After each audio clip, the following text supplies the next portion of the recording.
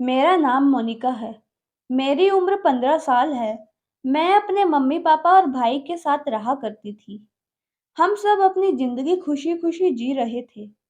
फिर ना जाने हमारे परिवार को किसकी नज़र लग गई और फिर एक ही झटके में सब कुछ बदल गया। इतने सालों पुराने ज़ख्म आज भी मेरे दिल में ताज़ा हैं। मैं अपने पापा और भाई को बुला नहीं पा रही थी। मैं अक्सर रातों में उठकर अपने भाई और पापा के लिए रोया करती थी और उन्हें बहुत याद करती थी। आज भी कुछ ऐसा ही हुआ। ना जाने क्यों मेरी तबीयत अचानक से खराब हो रही थी और मेरे पेट में बहुत तेज दर्द हो रहा था। मुझे अपने और भाई और पापा की बहुत याद आने लगी, क्योंकि वैसे भी मुझे मम्मी से ज़्यादा अपने पापा और भाई से प्यार था। भाई और पापा भी मुझसे बहुत प्यार करते थे और मम्मी मुझे थोड़ा बहुत डांट भी दिया करती थी। मैं छोटी होने के कारण सबकी लाडली बेटी थी। मुझे अचानक से बहुत ही ज़्यादा घुटन महसूस होने लगी, तो मैं कुछ देर टहलने के लिए अपनी छत के ऊपर चली गई, बिना अपनी मम्मी को बताए। मेरी मम्मी रात को 9 बजे तक सो जाया करती थी, तो मैं भी सो जाया करती थी। मुझे नींद भी आ जाती थी। हम टाइम से ही सोते थे। उस रात मैंने छत पर जाने का सोच लिया था। मैं ऊपर चली गई और अपने पापा और भाई को याद कर रही थी। मैं अचानक छत से झांकने लगी, तो मुझे सुनसान रास्ता नजर आने लगा। जैसे कि शहर की आबादी तो बहुत ज्यादा होती है, तो किसी को एक दूसरे से मतलब भी नहीं होता है। तो मैं देखते ही देखते ऐसे ही नीचे झांकने लगी, तो मुझे अपने दरवाजे के बंद होने की आवाज आई और घर से निकलते हुए आदमी की परछाई भी नजर आई। पर मैं ठीक से देख नहीं पाई और दरवाजा बंद करने की आवाज से डर गई। इतना सुनते ही मैं एकदम से डर गई। मेरे दिमाग में आया कि यह कोई चोर अंदर आ गया है, चोरी करने आया है। मैं एकदम डर की वजह से छत का दरवाजा बंद करके नीचे की तरफ भाग कर आई। हमारी छत तीसरी मंजिल पर थी। मैं नीचे की तरफ बहुत तेजी से गई थी। 2 मिनट के अंदर ही मैं नीचे पहुंच गई और नीचे जाकर अपने सारे कमरों में जाकर देखने लगी और मैंने अपनी मम्मी को आवाज दी। मम्मी पहले ही एक ही आवाज में उठकर बैठ गई और पूछने लगी, क्या हुआ मोनिका? तुमने कोई भूत देख लिया क्या? तुम्हारी सांस क्यों फूल रही है? क्या हुआ है तुझे? कहाँ से आई है तू इतनी तेज भागकर? तेरी सांसें क्यों फूल रही है? फिर मैंने उनके पास बैठकर सारी बात बताई। क्योंकि मेरे पेट में दर्द था, मैं ऊपर टहलने के लिए गई थी। फिर अचानक से मेरे दरवाजे पर नजर पड़ी। कोई हमारे दरवाजे से आदमी निकल कर गया था। मुझे पक्का यकीन था कि वह कोई चोर था। मैंने मम्मी से कहा कि आप सारा सामान चेक करें, कोई सामान तो चोरी नहीं हुआ। हमारे पास तो थोड़ी बहुत जरूरी चीजें भी हैं।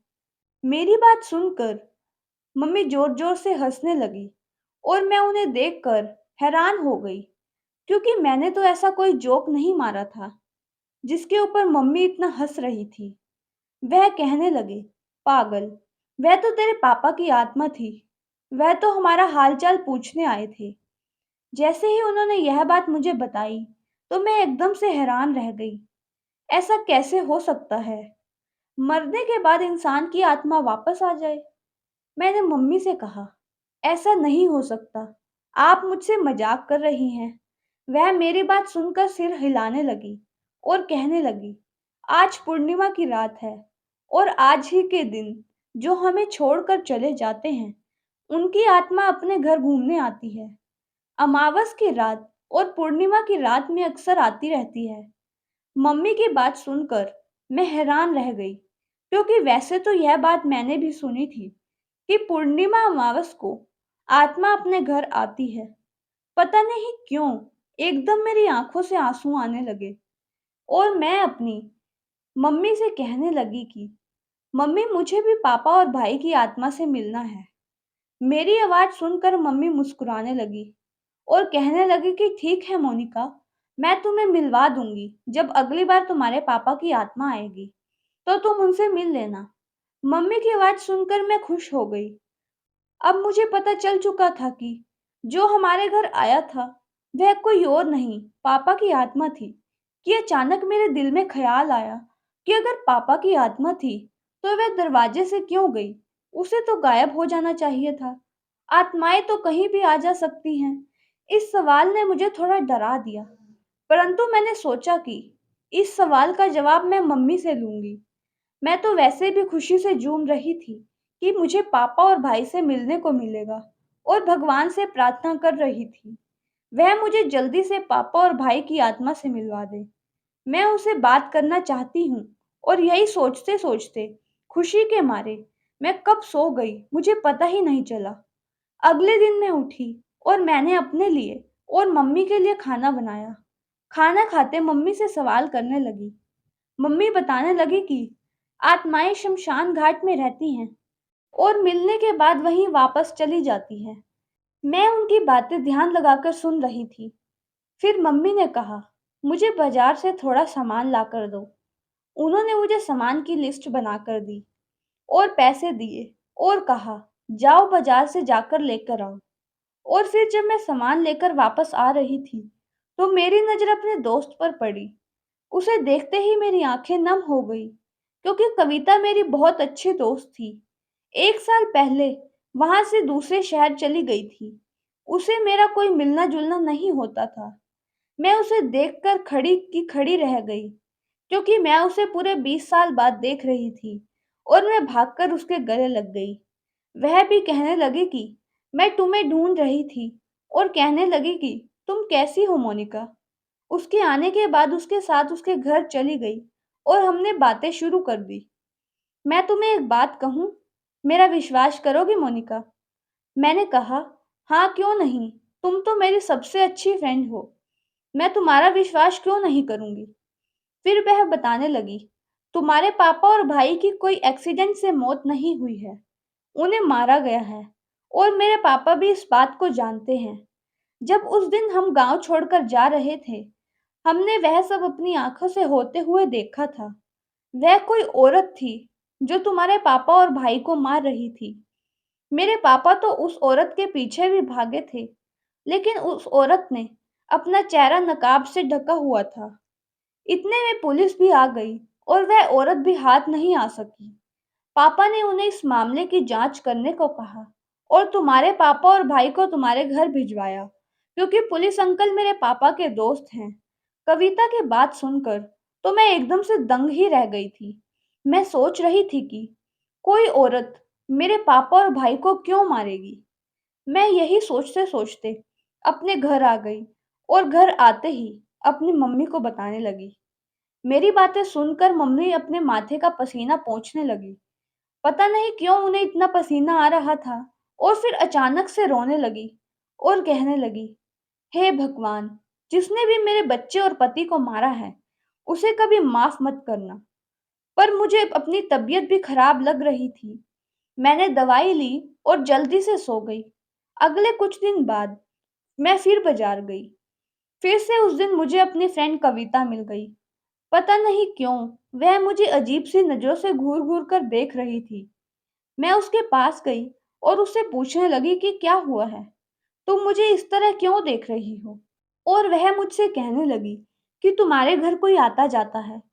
मैंने उससे कहा, मेरे घर कोई आता जाता नहीं है, तुम मुझसे यह सवाल क्यों कर रही हो?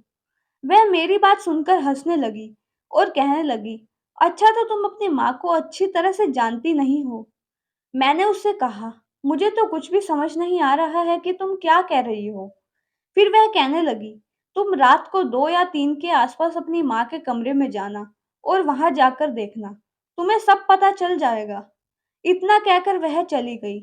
मैं तो उसकी बातों से चौंक कर वहीं खड़ी रह गई थी। मेरी तो उससे अच्छी दोस्ती हुआ करती थी, फिर उसने अचानक से ऐसी बात करना क्यों शुरू कर दिया था? वह बातें सोचते सोचते फिर से घर आ गई। और घर आते ही मैंने देखा, मेरी मम्मी मुझे देखकर हड़बड़ाकर अपने हाथ में कोई चीज पीछे छुपा रही है। मम्मी क्या हुआ? आप क्या छुपा रही हैं?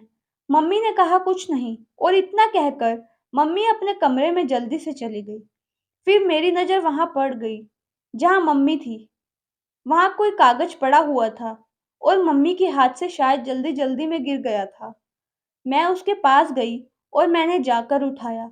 ऐसे ही मैंने खोलकर देखा तो उसमें लिखा हुआ था कि मैं रात को 2 बजे आऊँगा तुमसे मिलने। बस उसमें इतना ही लिखा था। भेजने वाले का कोई नाम पता नहीं लिखा था। मैं यह देखकर हैरान हो गई और सोचने लगी, कौन है जो रात को मम्मी से मिलने आएगा? फिर अचानक से मुझे अपनी फ्रेंड कविता की बात याद आ गई।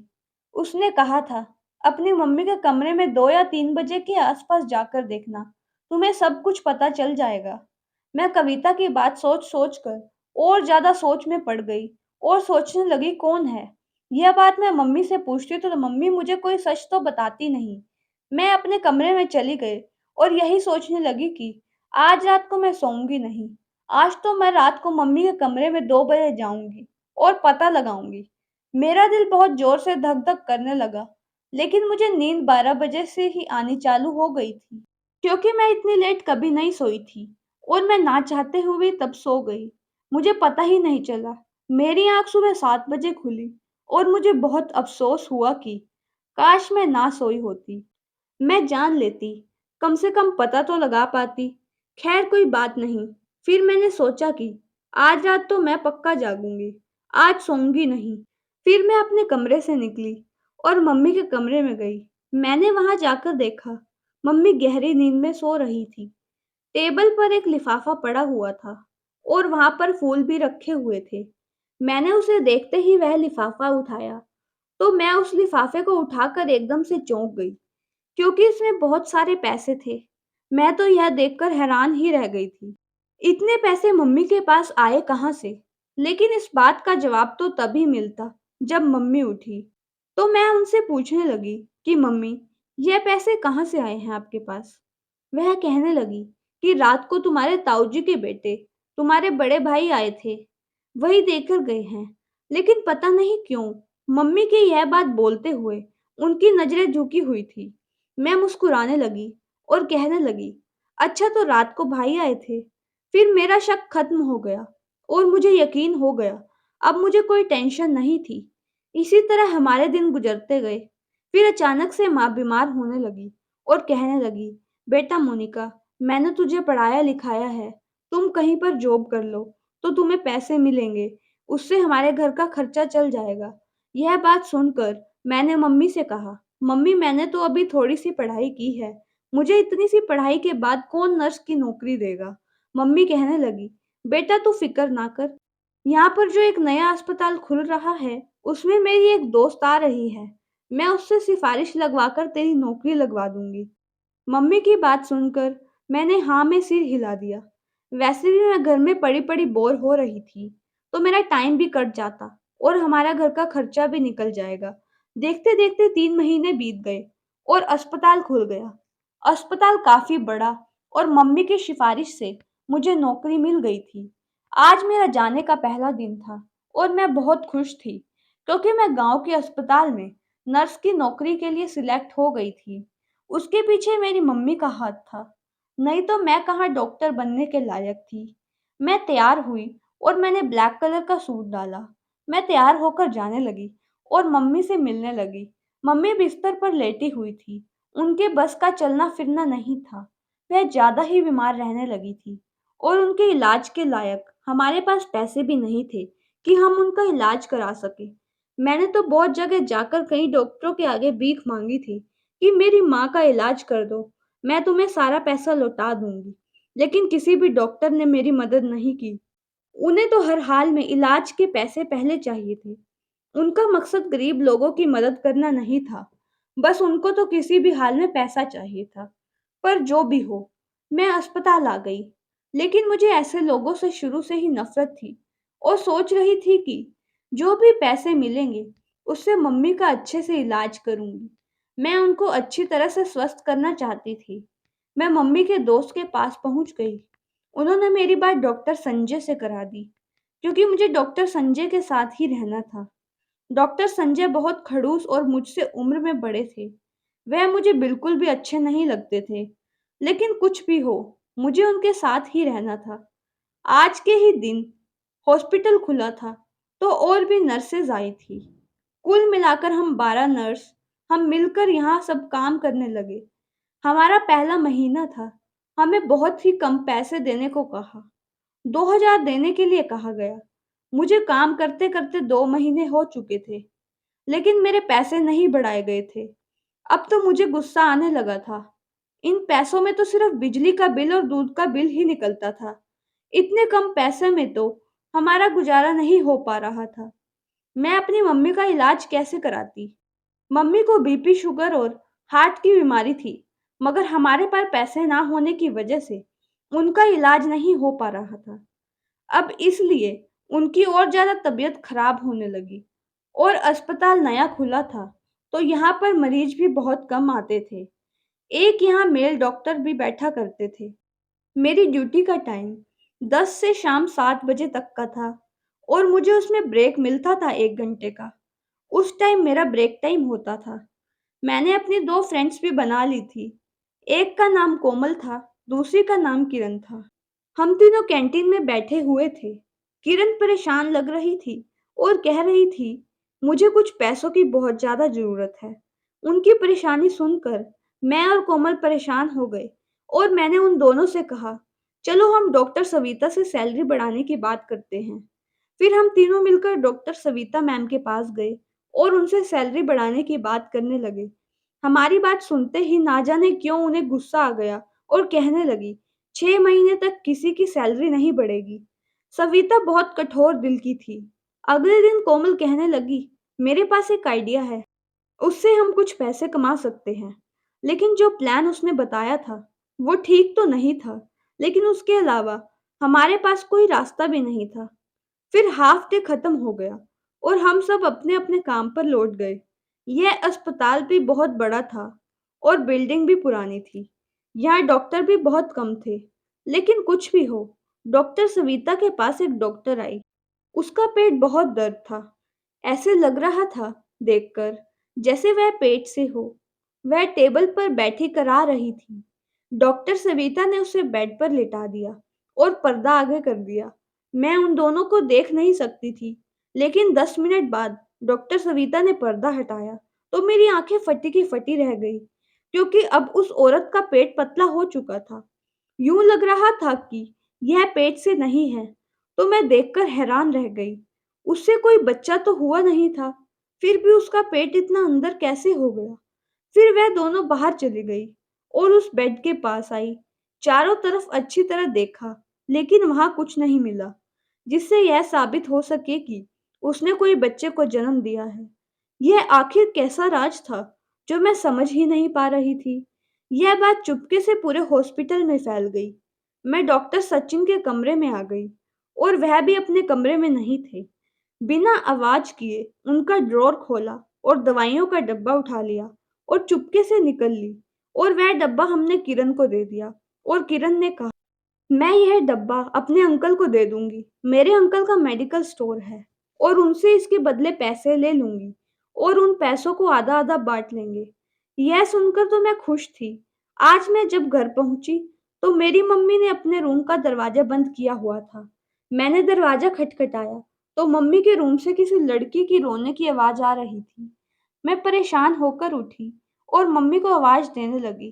फिर मम्मी ने दरवाजा खोला तो अंदर से मम्मी निकल कर, मुझे कोई लड़की दिखाई नहीं दी। मैंने मम्मी से पूछा कि मुझे अभी किसी लड़की की रोने की आवाज आ रही थी। वह लड़की कौन है? एक मरी हुई लड़की थी जो भटक कर आ गई थी। अब वह वापस चली गई है। मम्मी की बात सुनकर मैं हैरान, एक बार फिर परेशान हो गई। आज मम्मी से पूछा कि मम्मी अब पापा की आत्मा क्यों नहीं आती? मैं तो उनका कब से इंतजार कर रही हूँ। मैं उनसे मिलना भी चाहती हूँ। मम्मी कहने लगी, बेटा मोनिका, पापा की आत्मा आती है। जिस टाइम आती है तुम उस टाइम सोई हुई होती हो। अब की बार आएगी तो मैं तुम्हें उठा दूंगी। मम्मी हर बार ऐसे ही कहा करती थी। इस बार भी मैंने उनकी बात मान ली। फिर मैं अगले दिन हॉस्पिटल चली गई और सविता मैम के कमरे में गई और वहां से एक लड़की निकल कर आ रही थी। उस लड़की को देखकर ऐसा लग रहा था कि जैसे वह लड़की 8 महीने की गर्भवती हो। लेकिन जब वह लड़की कमरे में गई तो उसका पेट बहुत बड़ा नहीं था। मेरा तो दिमाग ही घूम गया। मुझे तो उस हॉस्पिटल में सब कुछ अजीब ही लगता था। जहाँ देखो बहुत अजीब हो रहा होता। कभी कहीं से चीखों की आवाज आ रही होती, तो कभी कहीं से।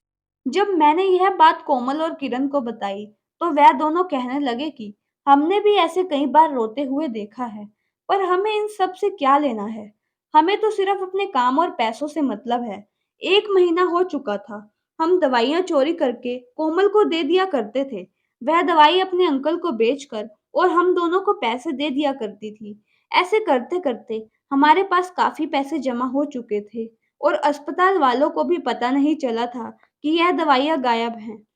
इन पैसों के बारे में मैंने अपनी मम्मी को नहीं बताया था और इलाज भी शुरू करा दिया था। आज रात मैं सो नहीं रही थी। आज मैंने फैसला किया था कि आज की रात मैं अपने पापा की आत्मा से मिलकर ही रहूंगी। रात के 2 बज रहे थे और मैं अपनी मम्मी के कमरे में चुपके से चली गई। आज उनका दरवाजा लॉक नहीं था। उनके साथ एक आदमी बैठा हुआ था। मैं उसको देखते ही समझ गई कि ये पापा की आत्मा होगी और मैंने उनसे तेज आवाज में कहा, पापा। परंतु पता नहीं क्यों मुझे देखते ही मम्मी डर गई। पापा के ऊपर चादर उड़ा दी। तो मैंने जब मम्मी से पूछा, आपने ऐसा क्यों किया? मम्मी ने मुझे कहा, मोनिका, अपने कमरे में जाओ। पापा की आत्मा सिर्फ एक वक्त में एक आदमी से ही बात कर सकती है और यदि उसने तुमसे बात की, तो आज के बाद वे फिर कभी नहीं आएंगे। मम्मी की बात सुनते ही मैं बहुत डर गई और फौरन अपने कमरे में आ गई, क्योंकि एक बार अपने पापा की आत्मा से मिलना जरूर चाहती थी। शायद मुझे उसके लिए कुछ और इंतजार करना पड़ता और एक बार फिर मैं अपने पापा की आत्मा से ना मिल सकी। मैं उनसे पूछना चाहती थी कि उनको और भाई को किस औरत ने मारा है, और यह सोचते-सोचते सुबह हो गई और मैं तैयार होकर हॉस्पिटल चली गई और एक फीमेल डॉक्टर के केबिन में गई। वहां से दवाइयां ली और किरण को दे दी। यह काम हम तीनों मिलकर कर रहे थे और उससे हमें अच्छे खासे पैसे मिल जाते थे। अगले दिन फिर मैं डॉक्टर मलिक के कमरे में गई। वह तो मेरी मम्मी की उम्र के थे। चोरी छुपे मैं कमरे में आ गई। उस टाइम कमरे में कोई नहीं था। मलिक कमरे में नहीं थे। मैं दवाइयों का बॉक्स खोलने लगी। उसी वक्त मुझे किसी के कदमों की आवाज आने लगी। ऐसा लग रहा था जैसे कोई कमरे की तरफ आ रहा है। जल्दी से मैं टेबल के नीचे छुप गई। उस कमरे में 2 बड़े-बड़े टेबल रखे हुए थे। डॉक्टर मलिक कमरे में आए और अपनी कुर्सी पर बैठ गए। इतने में उनकी फोन की घंटी बजी और वे फोन पर बात करने लगे और वे किसी से कह रहे थे कि यह सारी बहुत खूबसूरत हैं, इन्हें बहुत जल्दी से ठिकाने लगा दिया जाएगा, इसलिए तो अस्पताल बनाया है। इतना कहकर उन्होंने फोन रख दिया। यह अस्पताल नहीं, यह तो गलत काम का अड्डा था। मैं बहुत डर गई। दाल में कुछ काला लग रहा था और अब इस राज से पर्दा उठ चुका था। पर जो भी हो, मैंने जो दवाइयों का डिब्बा उठाया था, मैंने उसे खोला, तो मैं उसे खोलते ही देखकर दंग रह गई, क्योंकि उसमें एक फ्रेम था और इस फ्रेम में डॉक्टर मलिक और मेरी मम्मी की फोटो थी। यह देखकर तो मेरी जान ही निकल गई। मैं पहले ही कांप रही थी। मैंने सोचा कि इतनी बुरी सोच वाले डॉक्टर से मेरी मम्मी का क्या रिश्ता हो सकता है। मैं सोचती रह गई। इतने में डॉक्टर मलिक उठकर अपने कमरे से बाहर चले गए। पर जैसे ही डॉक्टर कमरे से बाहर गए, तो मैं बाहर निकली। मेरी हालत ऐसी थी कि अगर काटो तो खून की जगह पानी ही निकलेगा। इधर-उधर देखे बिना मैं हॉस्पिटल से निकल गई। अभी दोपहर ही हो रही थी। मैं जा रही थी कि मुझे रास्ते में मेरी बुआ मिल गई। उन्होंने मुझे रास्ते में रोक लिया और मेरा हाल पूछने लगी। तो कहने लगी कि वह जल्दी मरने वाली हैं। मैंने बहुत से पाप किए हैं। वह मुझे गले से लगाकर रोने लगी और मुझे अपने घर ले गई। फिर उन्होंने सच्चाई बताना शुरू किया और वह फूट-फूट कर रोने लगी। वह मुझे अपने साथ पुलिस स्टेशन ले गई और वहां से आने के बाद मैं अपनी बुआ के घर चली गई थी। मैं अपनी मम्मी के पास नहीं गई थी। फिर बुआ ने मेरी बात सुनने के बाद उन 12 लड़कियों को अपने घर बुलाने को कहा, जो हमें सबूत दे सके। हमने सारे सबूत पुलिस को दे दिए और हम सब बच गए थे। अगले दिन जब मैं अपने घर गई, तो घर पहुंचते ही मम्मी ने मुझसे पूछा कि तुम कहाँ गई थी? तुम कहाँ पर थी? मैंने उनके चेहरे की तरफ देखा, तो बिल्कुल भी परेशान नहीं थी और मैंने उनसे कहा, मैं आपको आपकी असली जगह पर लेकर जाऊंगी। आप बेफिक्र हो जाएं। आपका खेल खत्म हो गया। वे सुनकर दंग रह गई, घबरा कर कहने लगी, क्या मतलब है मोनिका? ये तू क्या बोल रही है और क्या बकवास कर रही है? इतने में ही पुलिस घर में आ गई और उन्होंने मम्मी को घेर लिया। अस्पताल वाले तो पहले ही पकड़े जा चुके थे। मुझे तो अंदाजा भी नहीं था कि पुलिस मेरी बातों को इतना जल्दी एक्शन में ले लेगी। वह तो भला हो बुआ का, जो मुझे रास्ते में ही मिल गई थी। उनका दिमाग इन मामलों में बहुत तेज चलता था। मुझे बुआ अपने साथ अपने घर लेकर चली गई और मेरी मम्मी की सारी सच्चाई मुझे बुआ ने बताई। सच्चाई यह थी कि मैं मम्मी की सगी बेटी नहीं थी। मम्मी बुरे काम किया करती थी और उनके गैर मर्दों के साथ नाजायज रिश्ते थे। वह यही सब करती थी और उस दिन जो मैंने पैसे टेबल पर देखे थे, वह पैसे उन्हें आदमी ने दिए थे, जिसे उन्होंने बुलाया था। उसके कज़न डॉक्टर मलिक नकली डॉक्टर बनकर रहते थे। डॉक्टर सविता और मम्मी ने मिलकर प्लान बनाया कि हम अस्पताल में आई खूबसूरत लड़कियों पर नज़र रखेंगे और लड़कियों को बेचेंगे। उसके बाद हम अमीर होकर दूसरे देश चले जाएंगे। उन्होंने खुद भी मुझे और भाई को अस्पताल से चोरी किया था, क्योंकि वह माँ नहीं बन सकती थी। वह हमसे इसलिए प्यार नहीं करती थी। बस पापा अच्छे इंसान थे। पापा ने हमें बड़े ही प्यार से पाला था। मम्मी ने हमारे साथ बहुत ही गलत किया था। हमें हमारी असली माँ-बाप से अलग कर दिया था। जब मेरे पापा को मम्मी के गलत इरादे पता चले, तो उन्होंने गलत काम करने से रोका था। इसलिए मेरी मम्मी ने मेरे पापा और मेरे भाई को मार दिया। डॉक्टर सविता असली डॉक्टर थी, लेकिन वह पैसों के लिए गलत काम करती थी और बुआ ने मेरी शादी अपने फ्रेंड के बेटे से करा दी थी। और आज मैं बहुत खुश हूँ और अपनी ज़िंदगी जी रही हूँ। और जो लोग लड़कियों को बेचने का धंधा करते हैं, उनके खिलाफ आवाज उठा रही हूँ। मैंने आज अपने दम पर एक अनाथ आश्रम भी खोल लिया है, जहाँ पर मैं गरीब लड़कियों को पालती हूँ और उनको पढ़ा लिखाकर आत्मनिर्भर बनाती हूँ। तो दोस्तों, अगर आपको कहानी अच्छी लगी हो, तो वीडियो को लाइक, शेयर और सब्सक्राइब करें। चैनल पर न्यू है तो चैनल को सब्सक्राइब करके नोटिफिकेशन बेल को ऑन कर लें, ताकि आपको आने वाली अपडेट सबसे पहले मिले। धन्यवाद।